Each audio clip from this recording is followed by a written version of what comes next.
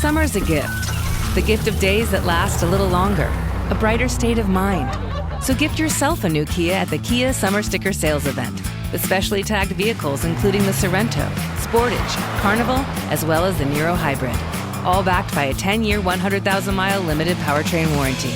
So the gift of summer can keep on giving for summers to come. Kia, movement that inspires. Call 800-333-4KIA for details. Always drive safely. Event ends 7/6/26. See dealer for warranty details. At Farmers, our honesty is contagious. Wait, am I going to catch honesty? Well, when you're with Farmers, it's kind of inevitable. Well, how long does it take to... I lied to you when you asked if I knew what a deductible was. I don't know my dad's birthday, and I thought umbrella policies were for rainstorms. Actual rainstorms. I have it, don't I? You don't just have honesty. You have Farmers. Bum, ba, bum, bum, bum, bum. Learn more at farmers.com. Underwritten by Farmers Truck or Fire Insurance Exchanges or Affiliate. Products not available in every state.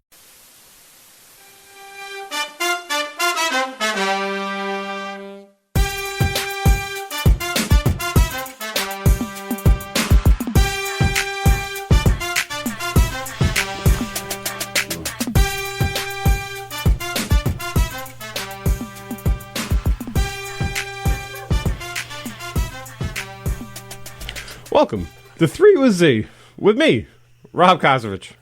This is a podcast where a couple of friends get together and just talk about pop culture and whatever's on their minds for the week. Joining me as always is the Loki to my Boulder. Hey, Christian.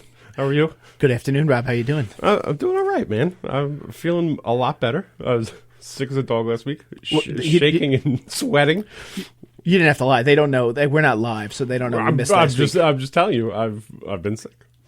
I'm feeling better now. You want to have our trust discussion here? Sure. Yeah. So, good evening, good afternoon, ladies and gentlemen. Last week, we apologize for missing our third episode. I was on time, and I was healthy for the first time in our friendship here. I wasn't the one. I did log on to PlayStation to make sure you were not online playing when you told me you were sick. I did do it. I mean, I could have just left it on. That's true. That's true. But I was not, though. So right? yeah, you had a stomach bug? Bad? Yeah. I was just it was terrible. Told me you got out of the shower and got the spins? Yeah, I just had to lay down. I stayed in bed until like Thursday to Sunday, basically. I just didn't move. I don't mind you not coming in. I would have fucking killed you if I got a stomach flu from you. Right. It's like he had to come and do the podcast. Got us all sick. The funny thing, you texted me with appropriate time to let Tony know that we weren't going to be in, but I fucked up because my phone. I was playing a video game, which we will talk about later. If I have a YouTube video playing on my phone, it doesn't alert me to the text. Is that a new thing? Because I feel like my phone's been doing that too. I can't think of it happening ever because I would have come across a problem like this before. I do think it is a new thing because so I was playing for a good hour and a half and I literally, thank God, I was losing so bad that I stopped for a minute and I went to look at my text. You texted me at like 11:48 and I looked at it at like 1:30 and I'm like, fuck, I got to let Tony know. No, I was expecting you to text me back really angrily, like right away. And then when I hadn't heard back from you by 12, I got really scared that you were like really mad at me.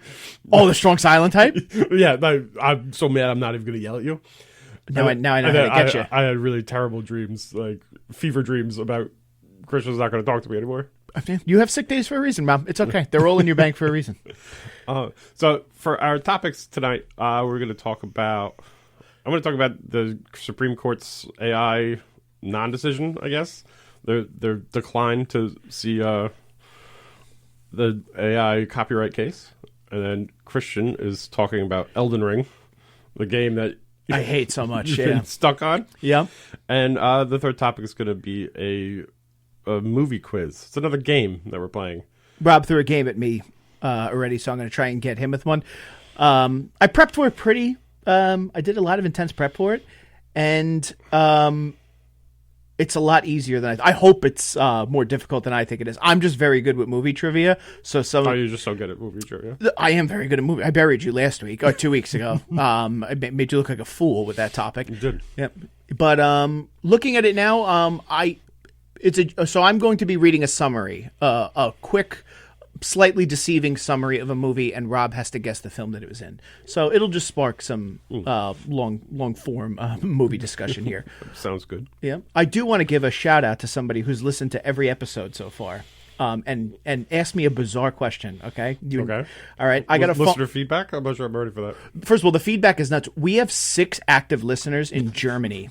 And I wonder why. Germany is 1. India is 3. You're climbing in India right now, Rob. It's getting ridiculous. Looking at the stats of this on Podomatic, we are still number 23 in comedy on Podomatic.com. I want to crack the top 10 in comedy. But yeah, no, we're thank you to all the listeners who are actively downloading and listening to the content each week. I got a phone call this week from somebody. All right, this is a little game here. Let's guess who it is. Okay. He goes, hey, bud. He goes, I want to know, am I the 3 with Z? I know you can't see Rob's face right now. He's very confused. Someone asks if they were the 3 with Z. I'm assuming that the title is very. Is the title clear? Am I wrong? Well, I mean, the listener is the 3rd, I guess, in a way. No, him specifically. He's an egotistical maniac. That's weird. Yeah. It was Daly. Daly. Daly goes, John Ryan said to me, hey, aren't you the 3 with Z? And he goes, am I? And I'm like, no, that's not the way that works. It's 3 topics with me each week. Sometimes we have 3 people, sometimes we don't. It's really, really short, sweet. I'm like, I'm not trying to upset you. He's like, I listen every week, by the way. I'm like, all right, you're the 3 with Z. There you go. You earned it. Yeah, Matt Daly, the 3rd. He says hello, by the way. He says hello. I'm sure he does. I'm sure he does. All right, let's get it rocking. Yours, first topic. All right, so last week, or now 2 weeks ago, the Supreme Court declined to hear a case about AI copyright. Mm-hmm. Have you heard anything about this at all? It's been popping up on different streams of mine. I've watched little shorts on it. Right. So basically, this Dr. Stephen Thaler, he built his own AI model, right? Okay. And he trained it to create art, and he tried to copyright this picture that the AI made. Mm-hmm. That it's like this purple flowers and a train track going through something. But in his copyright claim, he listed the AI itself as the author of the. Yes, I understand that. Yeah, I agree. So the D.C. Circuit Court ruled, because according to like copyright law from 1973, that copyright can only be held by humans. I agree strongly with that. Right. So it went up to the Supreme Court. The Supreme Court declined to hear the case. So basically, they're upholding the lower court's findings, right? Yep. And I find that to be a fascinating idea. Because they're saying that a human can create art with using AI, right? And but it has to have a significant amount of contribution input. Yeah. But the AI has to be the tool, not the author. Yeah. And I can only imagine at what point is that going to get really confusing? That how much input you had on what the AI spit out is yours. Now, this will also go into, what are we classifying as art also? So if I use ChatGPT to help me design an app software now, could you then throw that into a category that's also create? You get what I'm saying? No, here? yeah. Right. What's the line? Right. Like I think the court actually said like writing a prompt is not enough to give you authorship over whatever the AI spits out. Right. I agree with that. So if you just wrote a prompt saying, "Oh, I have this idea for something. Here's the prompt," and then the AI just shits it out. Mm-hmm. That's not yours. That is public domain. Yes. Because it's not copyrighted. Everyone owns it now. Yeah. So if somebody started a podcast and made a logo using ChatGPT, I don't own that logo? Depending on how significant a prompt I used? Yeah. Well, see, that's interesting because I think you made our logo. And then changed it with the... Yeah, you used AI as a tool to enhance it. To change it. And, so that's not that different from using like a Photoshop AI to just... Yeah, I didn't type... soften shadows or something. You didn't just type, "Oh, I need a microphone and blah blah blah blah. No. So like, I think that's still yours. Yeah. Maybe, but that depends. And I think there's going to be a lot more court cases, I think, eventually that will figure out how, what that means is that significant input from a human. But my concern is also companies using AI in the future too. I do see a lot of, especially like animated and cartoon shows being specifically done using AI. Now, does that also mean a company cannot own that? You see what I'm saying here? Yeah, right. So yeah, that's what the court was saying, is that this Dr. Thaler, even though the AI was the creator of the picture, he was the owner because he owns the AI, but like he doesn't own it. No one owns it. That picture is So anybody could use that picture third-party content then, technically. according to the law right now. Yeah. See, so now what I'm bringing up here then is, say they used AI to create a new cartoon. Let's call it SpongeBob 2 or something like that. Right. Am I then, as the public, allowed to then take that AI-created SpongeBob that they used for that show and then use it as part of my content then? Technically, I am? In theory, yeah. This is going to be a bad thing. Yeah, the corporations are going to go crazy with that because they're leaning so heavily into using AI for creative that like they're never going to let that stand, really. You know? It's probably going to be the corporations win in the long run. Yeah. It tends to be what happens in this horrible country. But even leaning into this, like you sent me a trailer. Yeah, I want to talk about this for Darren Aronofsky's 1776. You notice the flag was wrong? It is such an AI trailer. No, I didn't notice the flag. It's an incorrect American flag, even for the colonials. Right. I understand it's a different flag. Don't even. Right, it's not the Betsy Ross flag? No, it's not. No, it's very wrong. That's interesting. But the scary thing is with AI, like I'm a new user of AI and I'm loving every minute of it. If you look at my Instagram, but a lot of people have been always reassuring everybody, like, don't worry, this is going to be nice. It's slow, steady process, and it went really fast, and it's all going really in the art direction, which. Like, my tattoo artist said a very funny line to me, which isn't funny, it's kind of scary too. He goes, AI was kind of sold to us as a way for AI, artificial intelligence, was going to be used for labor so that we could create art.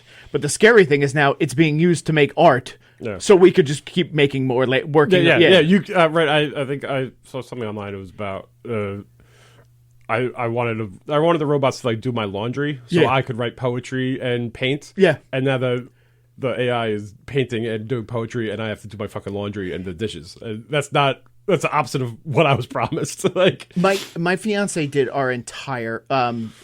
Congratulations, everybody! Congratulations. How many times do we have to do those congratulations? I'm gonna get for you a whole year of it, buddy.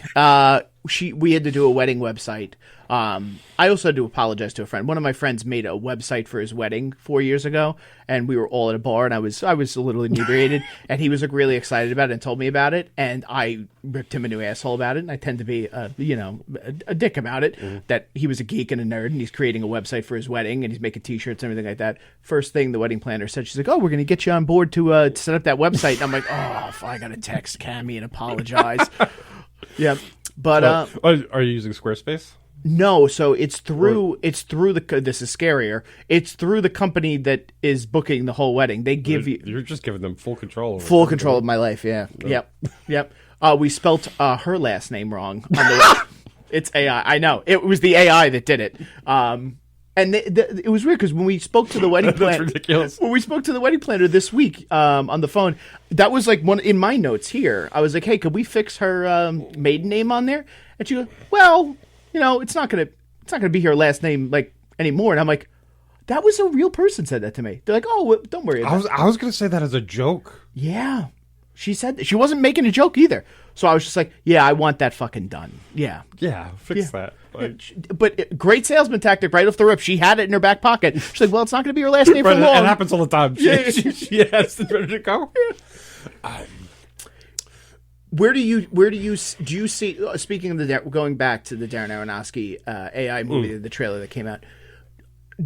I don't know if their union. Speaking of unions, SAG is going. Like, I don't know how they combat this either. Right? Yeah, I think SAG is furious about it. but I don't know what to do about it. But it kind of reminds. Do you remember the Final Fantasy: The Spirits Within, the CG movie that came out in the 90s? No. So it was one of the first like feature films that was all CGI.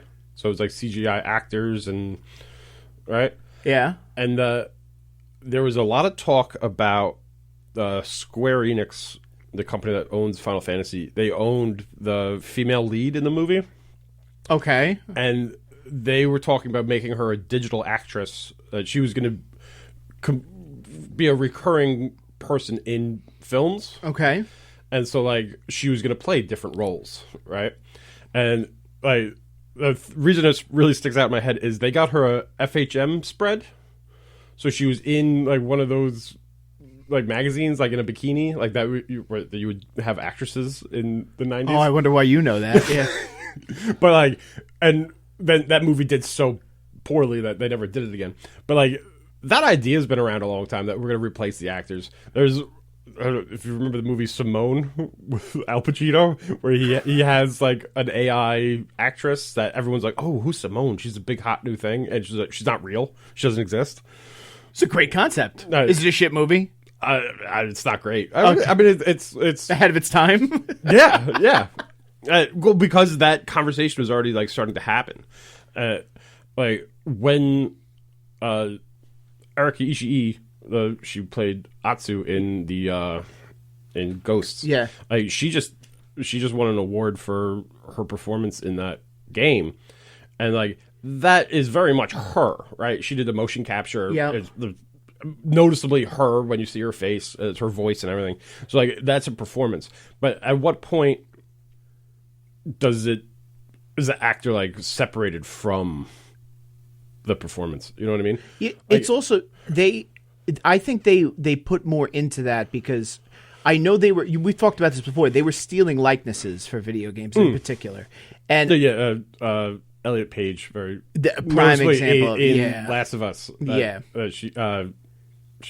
He had to sue them about it, and they had to. They went, and it was so bad that they actually went back and they changed the model. Yeah. So like you played that game with a different Ellie than I did.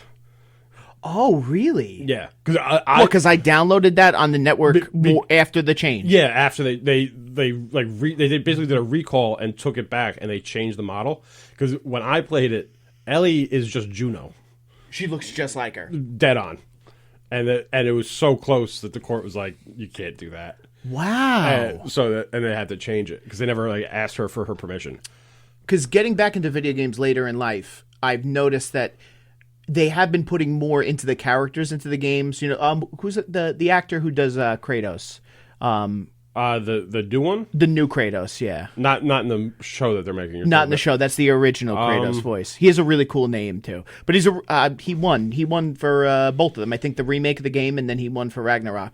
But that stopped. Like when you watch scenes of him acting out with the young actor, the boy, in that it's real acting. Yeah, the whole thing. But I feel like in a way they're like, all right, if we're going to pay these guys to do this, they're going to show up to work. I'm not just buying their likeness. Right. But now I feel like they're going to start looking at like what counts as really likeness. Like if we get to 60% of what Brad Pitt looks like, is it 75? Like this is going to open up a lot more legal troubles in the future. I think. To go back to the Final Fantasy movie, the lead male actor in that looks just like not Brad Pitt.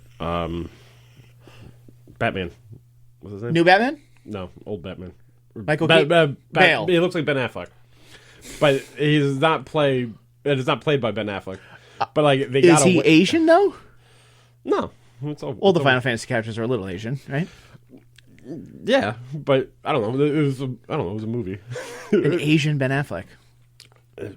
Does he have Okada hair?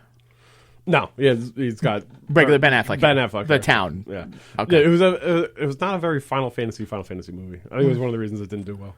Yeah, I never hopped on that wagon. I tried to play the remake and the first Rebirth. I really don't like for Final Fantasy VII. Yeah, that's a tough one because like you would hear how good that game is, and like I think it would be really hard to go back to now if you didn't play it originally. No, and then the Rebirth is like that first half it's like the first like 2 hours of the original game, and Yeah. like they completely blew it out to like, this whole 40-hour adventure. I do feel there was like a stigma with that game, and I think it has changed their fan base. I always looked at it like when we were growing up and we were like in high school and like we were children. I always don't get upset about this. I always looked at the kids who played Final Fantasies like the kids who didn't shower. Like it's a dirty nerd game. But now That's a dirty nerd game. I agree. okay, yeah. And there's also games that are even below that like you have to like Final Fantasies like the sellout version of Yeah. And they're dirtier. Yeah, you didn't play Legends of Mana or Yes. there's another one. God, you're filthy right now. You're fucking disgusting right now. But yeah, no, it's I don't like turn-based, and I'm going to go into it with my topic a little bit with the game here. Well, you want to go right into it? Let's dive into the biggest piece of shit video game ever made of all time that won best game of the year. It's right. Elden Ring. It's a Dark Scrolls game. I asked Rob when we got off the podcast 2 weeks ago. Me and Rob generally will play like a co-op game together. And then we'll play a multiplayer, and then we usually play a game on our own, the one we can't agree to play together. I asked him to play Elden Ring with me, and before we were walking out, he gave me a stern no. Before I go into my review of this game, explain why you said no. They're not for me. No, I'm not going to yell at you. I'm with you. The Dark Souls games are, I think if they had come out when I was younger and dirty and not showering, I think I would have been really into them. You say 30 and not showering? To 29, you were the dirtiest guy in the world? Yeah. But like I just the time investment, the frustration. I don't want to play video games to get frustrated. Like it's wild to me. I'm happy that people like them, but like all right, you're answering. So I played Bloodborne for about 10 minutes because I really wanted to give it a shot. I really like the aesthetic of it. Mm-hmm. Like, you know, it's kind of Lovecraft fantasy. I ran into like a couple of werewolves like right off the bat. I got killed in one shot and I turned the game off. I can't do it. So this is the first Dark. I also all right. So just to start this off here, my fiance when we were dating.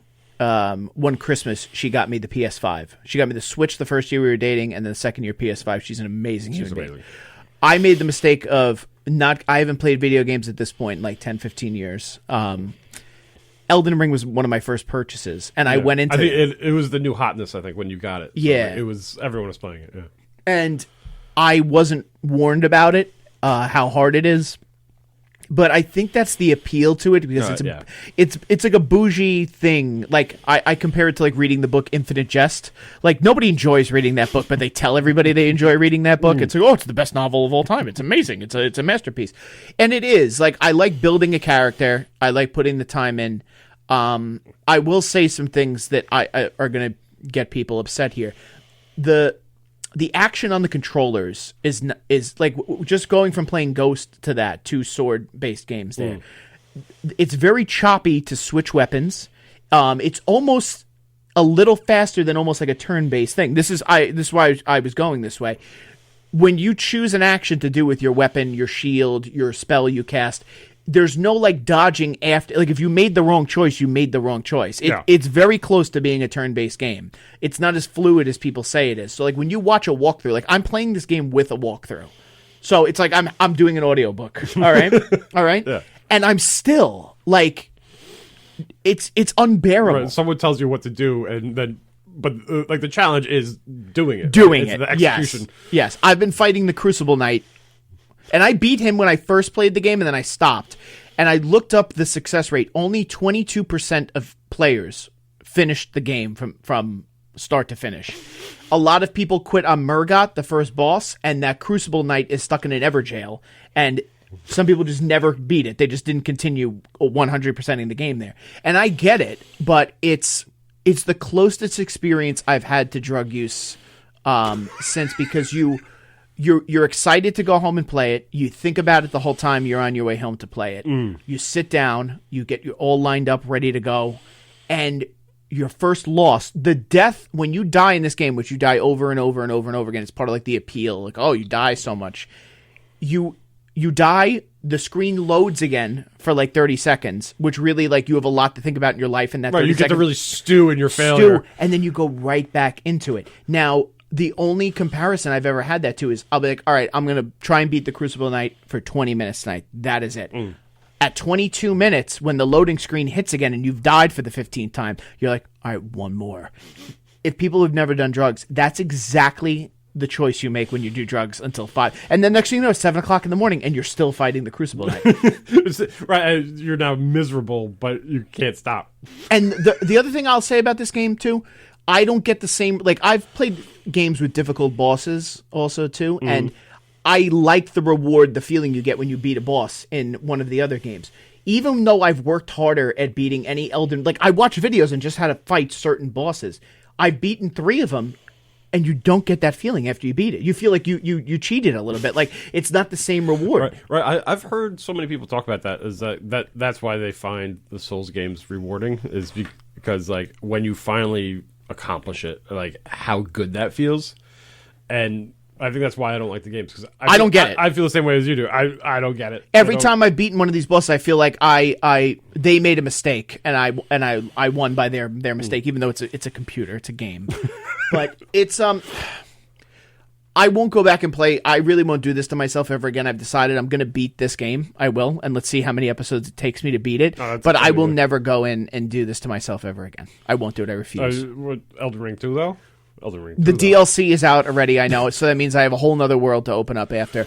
I do see the comparisons like with Diablo, but I find Diablo much more gratifying on the opposite end of the spectrum, because you could button mash and you could sit there and melt your brain the whole day. I think that's the other part of it too. Yeah, I go to get video games to kind of like melt away and like not think about things. Yeah. So like Diablo is amazing for me because I just sit there and I go into like a trance basically and just hitting buttons in the rhythm, and so like the idea of like going and purposefully getting frustrated and like, oh, I'm going to really try at this. Like, I don't want that in my video games.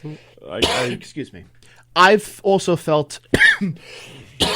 Excuse me. Oh, we'll cut that out. I feel like playing video games is a relaxing experience. I'd like to do it in my time off. I like to play after work, after I'm done with work. I feel exactly the same way when I punch out at work as when I do when I'm done playing Elden Ring. And it's not a comfortable, relaxing feeling. Like, we played Diablo for like 3-4 hours together, and then I've laid down after, and I'm like, okay, all right, I feel like I've enjoyed myself that night. I go to bed, and I'm still thinking about the game. I go, I should have done that move. I could have rolled right, and then if I lighten my load a little more, maybe I change the weapon. I go from the twin blade to... It's sickening. It's a real, like... I get the appeal of it. I do. And they're geniuses for doing this. They're giving you everything you don't want. I will also say this, too. Ready? From a guy who plays video games and reads fantasy and sci-fi. Do you know the plot of Elden Ring? Oh, I couldn't even guess at it. Okay, the reason I want... Tony, can I borrow you for a minute here? Of course. Okay. All right, once you go to Google... All right, you are on mic for this, right? I am. Okay, you've never played... You're not a video game guy, right? How'd you guess? Okay, here we go. Can you type in Google right now, as a guy who does not play video games, plot for Elden Ring? Plot for Elden Ring is one word? Actually, it's there. It's plot Elden Ring. Oh, shut up. This is why I asked him to do it. Yeah. All right. Okay. All right. Now I want you to read the plot of Elden Ring on mic here, and you tell me because you know nothing about this. Nothing about it. All right. So I'm looking at Wikipedia is the first thing that comes up. Yep, that's fair. That's fair. All right, go ahead. A 2022 action role-playing game directed by... Oh, wait, no, let's not do that. I want to do the story. The story.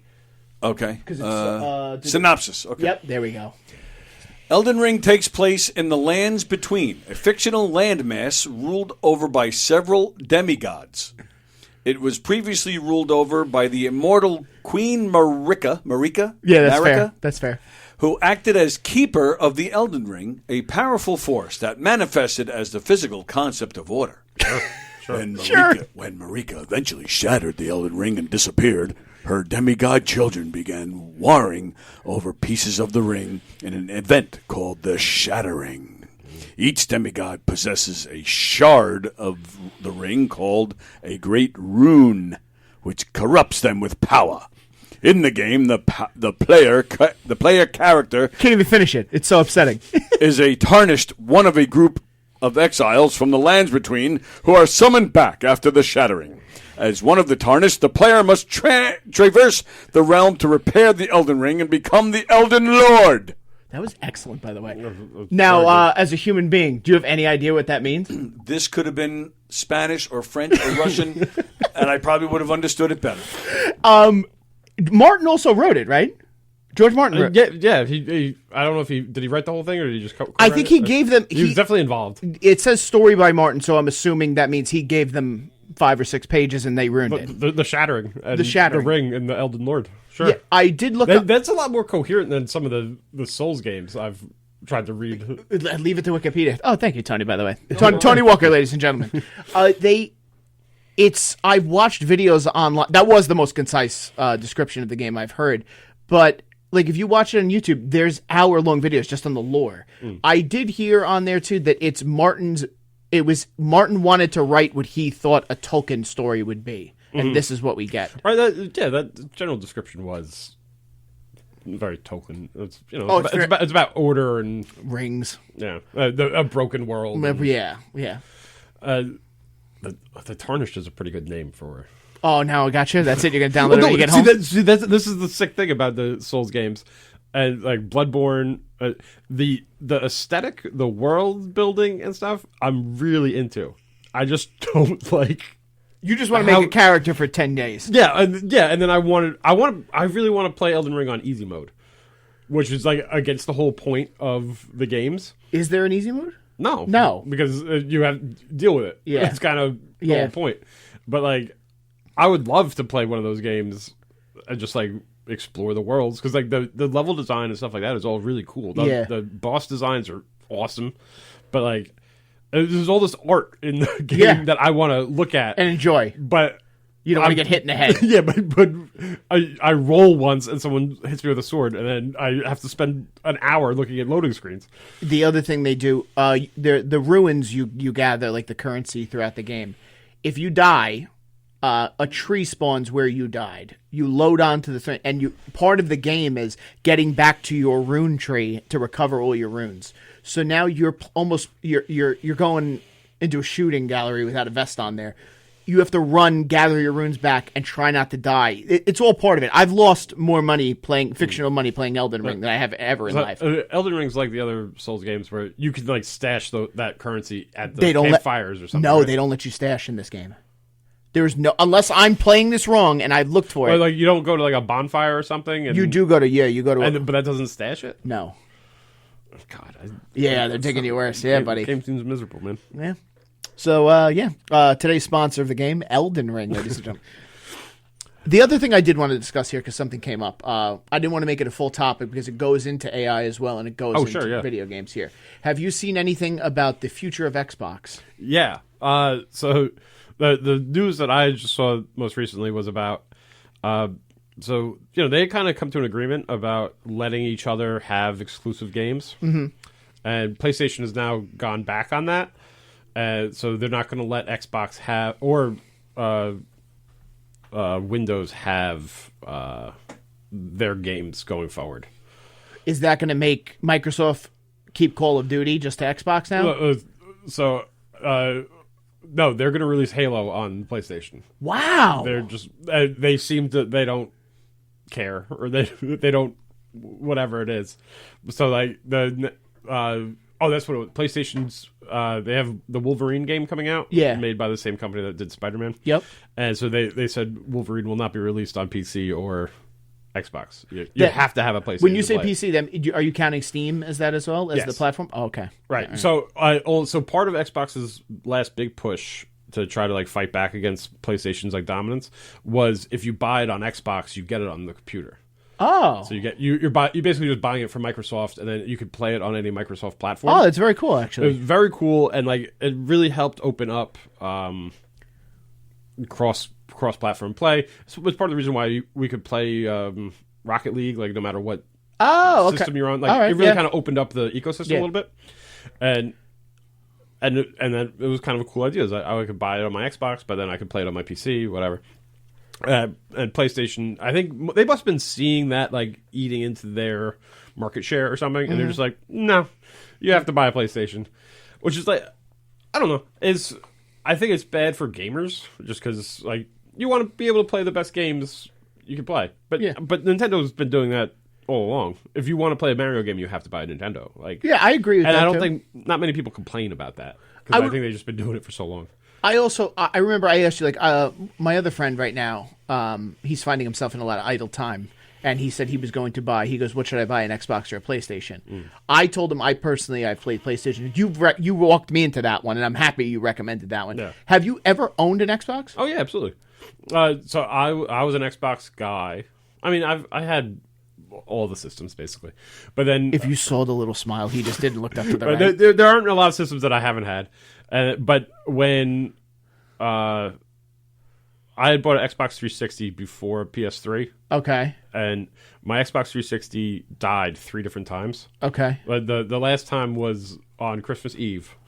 And I got the Red Ring of Death.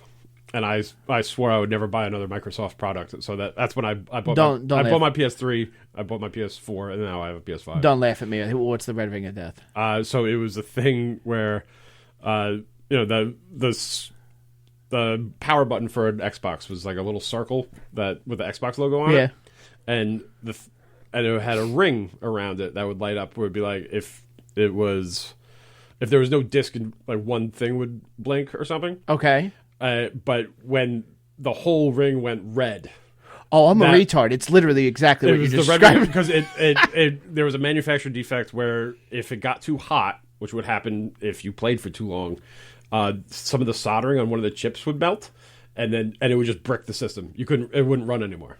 And hence it would turn red. Literally, it became the Red Ring of Death. And the system is shot. Yeah, you could send it into Microsoft, and like 3 weeks later they would send you maybe the same one back or maybe a refurbished one. You have to pay for that? Originally, no, because but then every one of them started bricking. It was like a class action lawsuit, but then eventually I think it was like $100 or something. And wow, that was your line. No, it wasn't my line. It happened to me 3 times. And then became my line. That was my line. Fool me once, you don't get fooled again. And so I never bought another Xbox product again. Oh. I refuse. And even now, I think maybe it would be I should get over it, but I'm not going to get over it. Wow. Well, I'm happy that happened because I'm very happy with my PS5. I'm very happy with my PS5, though. What they're going into now, though, they're talking about. I was seeing the part of the problem with YouTube and Instagram and all social media in general is you'll see one thing and then you'll see a video that contradicts the video you just watched. There was a lot of rumors that this is the last Xbox that will be coming out. Their CEO retired, and he was like the captain. He was the guy. Yeah. He was the guy for Xbox. And the new woman that they put in as the CEO, they're very nervous that she wants to take Xbox because she was head of Microsoft AI programming. Here we go. Great. And they believe that she wants to focus all of their attention into Microsoft AI and basically shut down Xbox. Well, if she wanted to do that, why didn't she stay in charge of the AI program instead of being moved over to Xbox? Those are the worst kinds of leaders that get kicked out of their position but still want to do it. Let's switch this whole company around and we're going to keep doing the thing that I was bad enough at that they got rid of me. Yeah. You ever see a guy who was a cop and got fired and then gets a job as security and still thinks he's a cop? More of a cop? There's been rumors that Microsoft loses money on Xboxes for years. Yes. But especially with the new program. How? Or just in manufacturing, because they stopped using shitty manufacturing after the 360 debacle. So they're bad at being a shitty company, and they're worse at being when they run it the right way. So they sell it to you at a loss, but then they make it back when you buy all your games from them and stuff. You know. Okay. So it's to get you in. So now, when it comes to currency in this is what I was saying. It's like, say I buy, I know Microsoft owns Activision. Okay. Now, if I buy Call of Duty, that money is going to. You get what I'm saying here? Yeah. Who is the money go? Like when I buy new skins and stuff like that, is that only going to Microsoft isn't making as much as they thought they would on that? You get what I'm saying? All right. Well, yeah, they're getting a percentage. A percentage of it. Yeah. Okay. Someone sued Sony for that because they were taking 80% of if you bought a skin on Rocket League or Fortnite, they would take 80% of that money, and the developer for the video game would get 20% or whatever. They're not even selling it. They're selling it at zero. Some of those games are free, and the money is in the in-app purchases. Yeah, in-game purchases. There's I don't think they've ever come out with exactly how those agreements work. But like, we assume that they're paying that company to get put on the platform that way in some way. Yeah. But you figure they have to be losing some money. Yeah. But the way it looks right now, this next model that they advertise that they're putting out is probably going to be their last one. That's a shame because like the competition is good, you know. Yeah, like, I'm a capitalist. Like, what are you gonna do when? Because Nintendo and Sony don't have the same market. You know what I'm saying? Yeah. And I don't want to deal with it. That means another company will probably come up out of nowhere. That's what I think. Well, it won't be as good. Right. Well, I mean, the new big thing, too, is you could just buy a Steam Deck. So that's a console that just runs Steam. So, can you plug that into a monitor or the TV? Probably, right? Yeah. It's basically a Switch. It's like a little handheld thing that you can... Yeah, I've seen. It's amazing. And then you plug it into your TV and you can just use it that way. But it's really just a little PC. Everything's stored in the cloud, too, with Steam, right? On a PC, or you used to just download the games directly onto the hard drive. But I don't.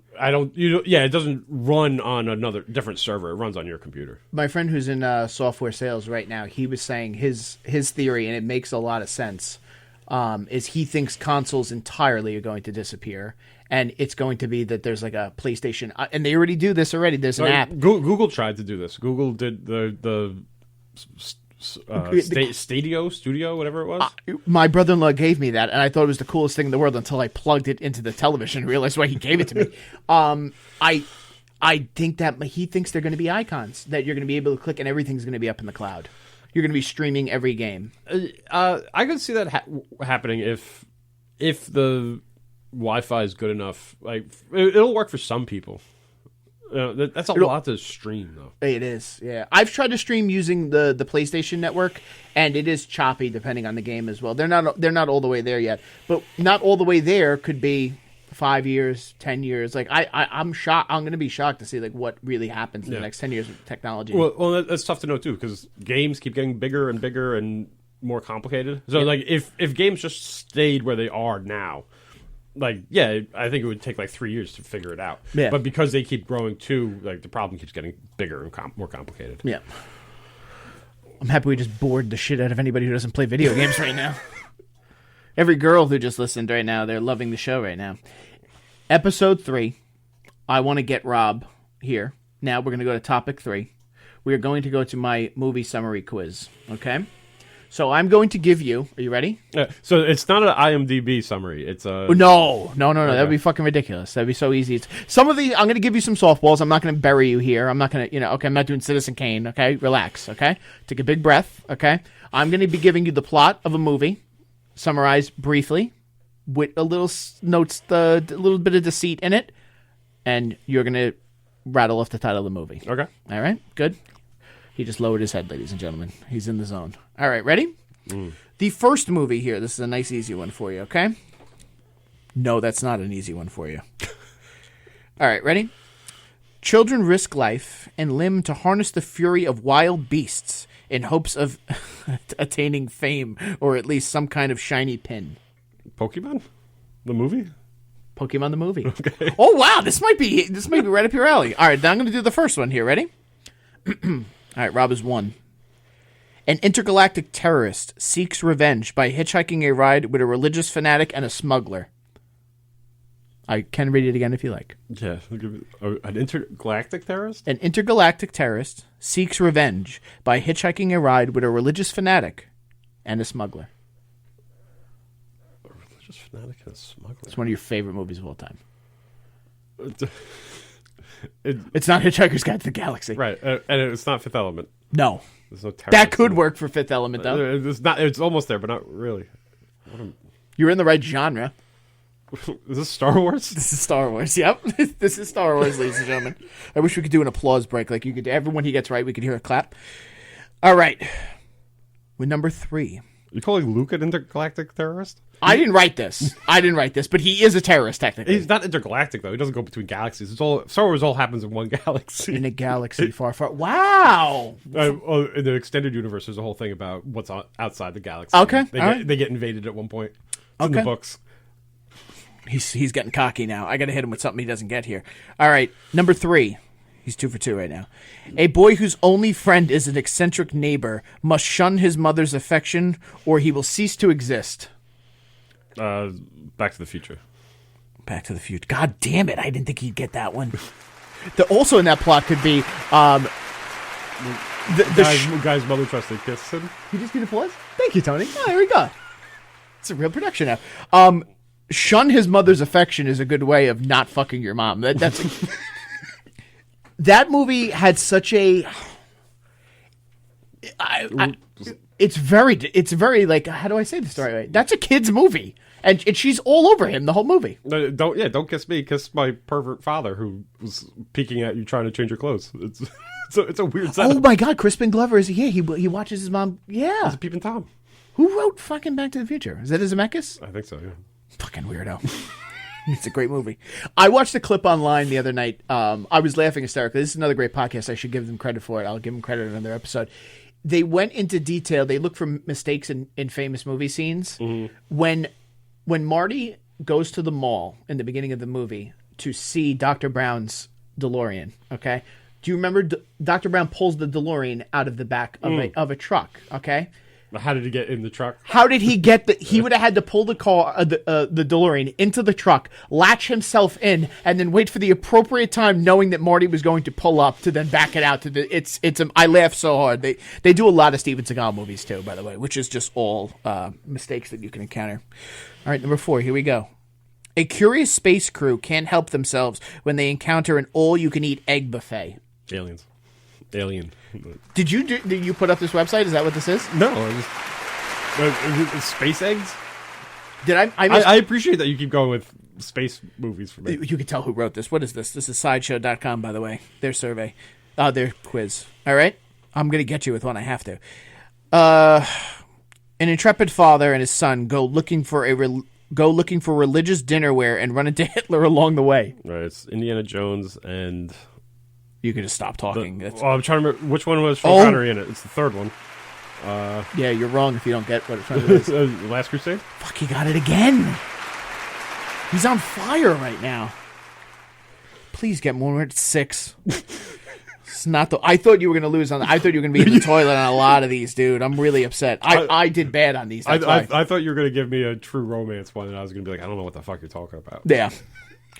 Number 6. I'm not even having fun anymore.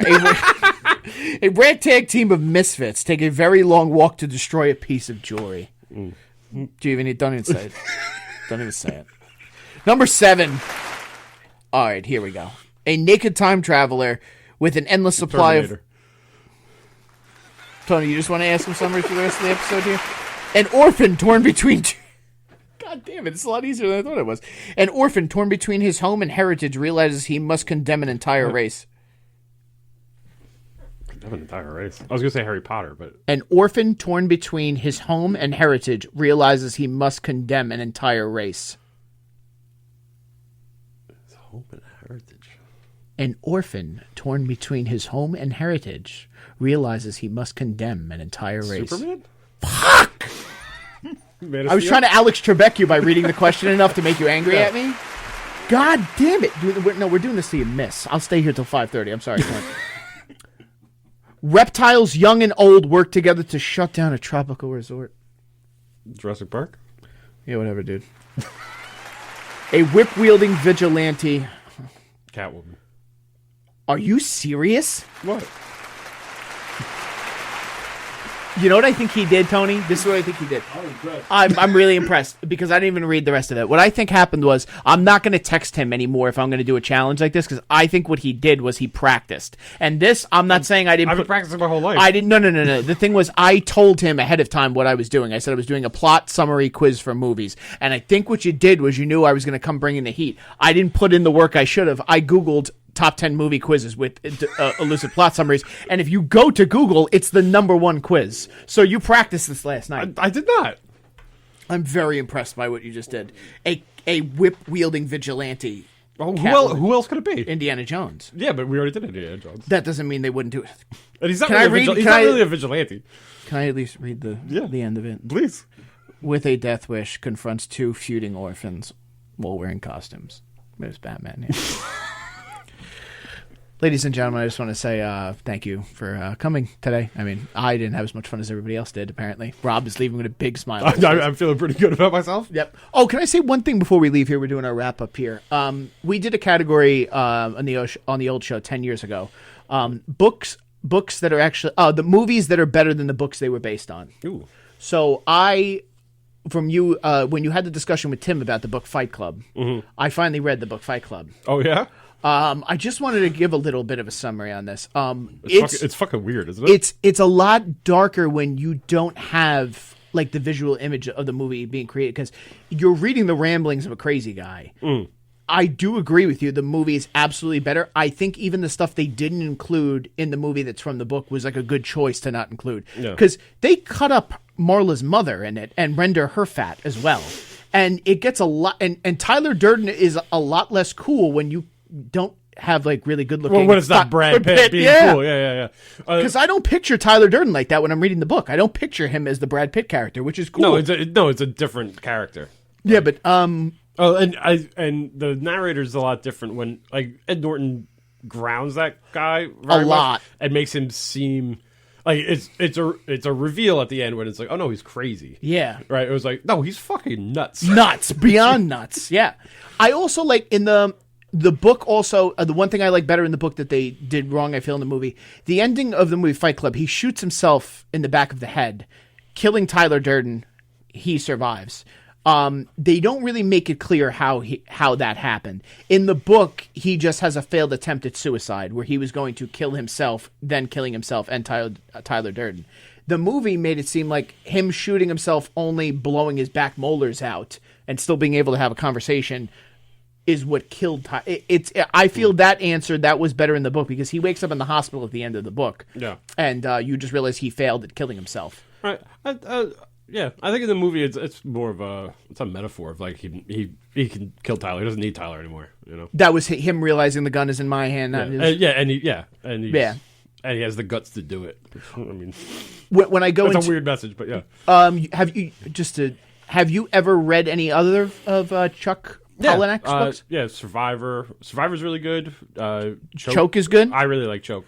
I also read that as like a teenager. Okay. I don't know if it would... It would translate as well now? Yeah, because it's a fucking another weird one. Like, Chuck Palahniuk's books are weird. Like... So if I liked his writing, keep going. They're weird. I think Choke is a better book than Fight Club is. Okay. All right. I'm going to add that to the list. So, yeah. But, like, it is just as weird. Like... To wrap it, what I've been doing is I was reading one book at a time. I'm trying to read 100 books. And I was... You ever... read one at a time and you're dragging a little bit and you don't want to read that topic that day. So I have 3 I've been rotating. The problem is after Fight Club, my next book is The 5 People You Meet in Heaven, and it switches. It's a big turn theme wise. Yeah, it is. So I have to line up themes now as well too. I think I would like to read another Chuck book before I get into Tuesdays with Maury and The 5 People You Meet in Heaven. So I didn't like five People You Meet in Heaven. I think I was just expecting more from it because the way people talk about it. My therapist said it's the best book he's ever read. It comes from a guy who became a therapist. Yeah, I know. It seems like there's a lot of meaning to it. Yeah. Maybe it was just lost on me. I don't know. I remember watching my mom and dad when they were still married. This was like right at the end of their marriage. They were reading books, and I remember watching my parents read Tuesdays with Maury's separately, and watching them both separately cry at different times in different parts of the house, and it was really upsetting to me as a child. Ooh, that's rough. Yeah. All right, Rob, send them out. Thank you guys for the 3rd episode, ladies and gentlemen. Yeah. See you later, kiddo. See you later, bud.